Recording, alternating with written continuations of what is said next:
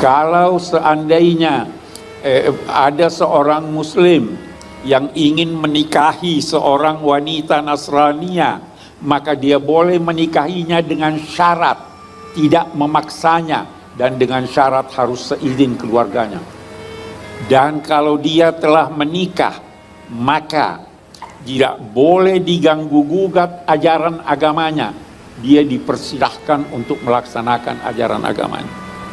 Itu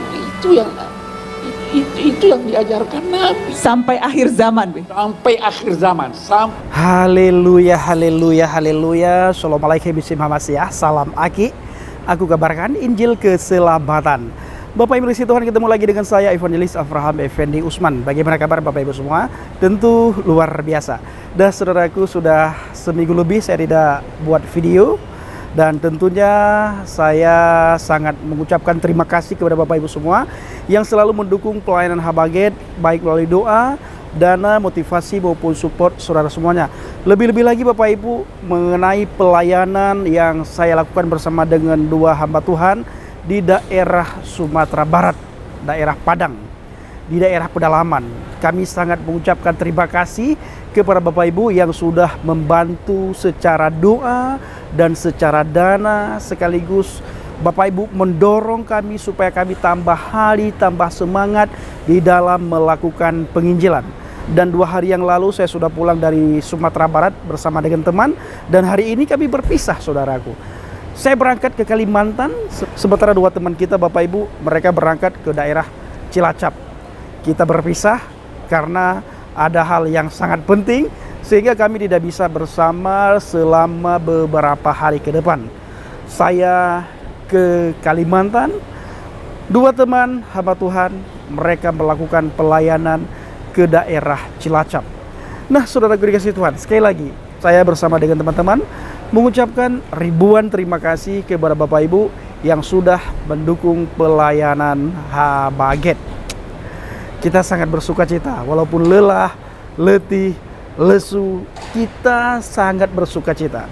Karena apa yang kita lakukan ini adalah bukan perintah daripada manusia, bukan perintah gereja, bukan perintah organisasi, bukan perintah sinode, tetapi perintah langsung daripada Amanat Agung Adonai Yeshua HaMashiach. Ketika dia perintahkan kita pergi beritakan Injil, saya bersama dengan teman-teman menangkap visi dan misi yang sudah Tuhan taruh di dalam hati dan pikiran saya. Kami menangkap visi misi Tuhan sehingga tanpa lelah kami bekerja di ladang Tuhan. Ya tentunya Tuhan memakai saudara semuanya untuk membantu kami di ladang misi, membantu kami di ladang pelayanan. Padi sudah mulai menguning, pekerjaannya sedikit. Ayo Bapak Ibu kita menjadi pekerjanya Tuhan, menjadi penuai di akhir zaman. Padi sudah menguning, tetapi pekerjanya tidak ada. Banyak pekerja yang lalai, bukan tidak ada, tetapi pekerja untuk saat ini yang turun ke pedalaman-pedalaman itu sangat sedikit sekali Bapak Ibu. Maka dari itu kami akan fokus untuk melakukan pelayanan penginjilan ke daerah pedalaman. Moto kami adalah bekerja sama dan bekerja bersama-sama. Kita bukan dipanggil untuk saing-saingan, tetapi kita dipanggil oleh Tuhan untuk melayani bersama-sama Bapak Ibu. Ya, kita dipanggil oleh Tuhan untuk melayani bersama-sama. Ayo kita menjadi pekerjanya Tuhan. Terima kasih saudaraku.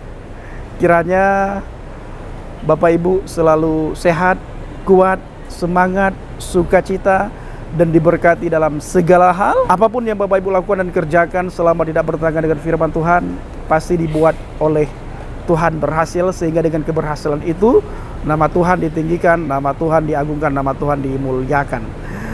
Terima kasih.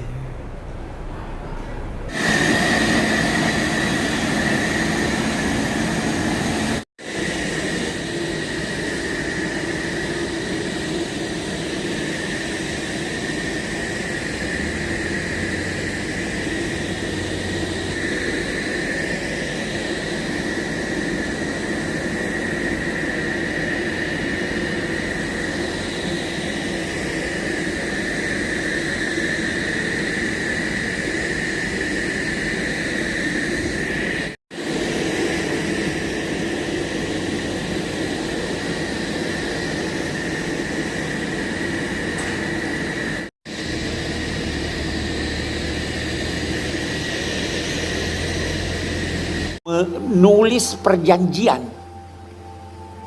menjanjikan bahwa kalian akan saya bela sebagaimana saya membela keluarga dekat saya.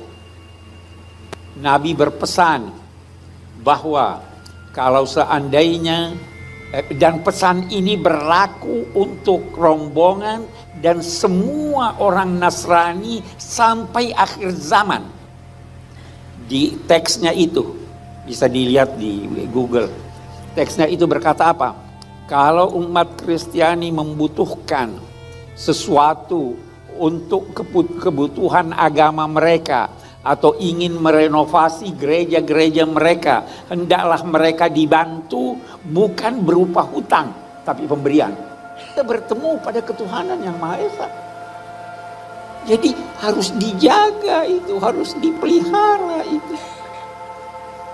Sewaktu rombongan ini pulang, diskusi menyangkut akidah tidak ketemu. Ya kan? Kepercayaan umat Kristiani menyangkut Tuhan beda dalam sifat-sifatnya menyangkut ini. Tapi itu tidak menghalangi Nabi menulis perjanjian, menjanjikan bahwa kalian akan saya bela sebagaimana saya membela keluarga dekat saya. Nabi berpesan bahwa kalau seandainya dan pesan ini berlaku untuk rombongan dan semua orang Nasrani sampai akhir zaman. Di teksnya itu bisa dilihat di Google. Teksnya itu berkata apa? Kalau umat Kristiani membutuhkan sesuatu untuk kebutuhan agama mereka atau ingin merenovasi gereja-gereja mereka, hendaklah mereka dibantu bukan berupa hutang, tapi pemberian. Ada itu.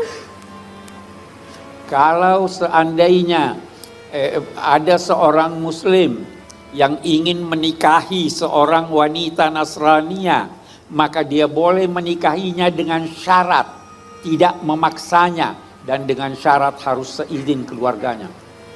Dan kalau dia telah menikah, maka tidak boleh diganggu-gugat ajaran agamanya. Dia dipersilahkan untuk melaksanakan ajaran agamanya. Itu yang diajarkan Nabi. Sampai akhir zaman, Bi. Sampai akhir zaman, sampai sekarang dan yang akan datang. Abi membawa itu teksnya tadi Nalia. Ada bawa teksnya. Perjanjian. Ini naskah janji Rasulullah Muhammad SAW dengan penganut agama Kristen. Perjanjian Najran ini disebut. Ini agak panjang teman-teman. Mana yang penting Abiku? Yang penting ini tadi sebagian. Ya, buat para penganut agama Nasrani, bila mereka memerlukan sesuatu untuk perbaikan tempat ibadah mereka atau satu kepentingan mereka dan agama mereka, bila mereka membutuhkan bantuan dari kaum muslimin, maka hendaklah mereka dibantu dan bantuan itu bukan merupakan hutang yang dibebankan kepada mereka, tetapi dukungan kepada mereka dan anugerah dari Allah dan Rasulnya buat mereka. Tidak boleh seorang Nasrani dipaksa untuk memeluk agama Islam. Mereka hendaknya diberi perlindungan berupa kasih sayang dan dicegah segala yang buruk yang dapat menimpa mereka kapanpun dan dimanapun. Demikian janji Rasulullah Muhammad SAW sampai akhir zaman. Silsilah ini, maka kita tumbuh sile asih, sile asah, sile asuh. Itu namanya toleransi. Tatkala tidak mengenal, maka seakan-akan Israel itu bajingan yang harus dijauhi. Tidak tahu Israel adalah putra daripada Ishak, putra daripada Ibrahim alaihissalam, yang hari-hari kita membaca doa selawat. Allahumma sholli ala Muhammad wa ala ali Muhammad kama shallaita ala Ibrahim wa ala ali Ibrahim. Hari-hari kita membaca itu, tapi hari-hari tertanam rasa dengki kepada ali Ibrahim yang bernama Israel dan Bani Israelnya. Sehingga mendengar nama Israel sebagai negara, seakan-akan dia, negara itu adalah penjajah. Andainya juga iya, bangsa Indonesia, andainya Muslimnya ini memahami dengan detail apa yang diturunkan oleh Ibrahim alaihissalam sampai Medan menyatu menjadi negara Republik Indonesia, itu akan berpikir, mengucapkan Israel penjahat. Na'udzubillah. Saudara-saudara, jangan masuk kelompok yang berpikir seperti itu. Saya ingin tanya Ustadz, kenapa Israel tidak dibinasakan seperti kaum yang sudah binasa? Iya juga. Saya berjumpa dengan Syekh Abdul Sattar. Siapa namanya? Abdul Sattar. Syekh Abdul Sattar belajar di Makkah.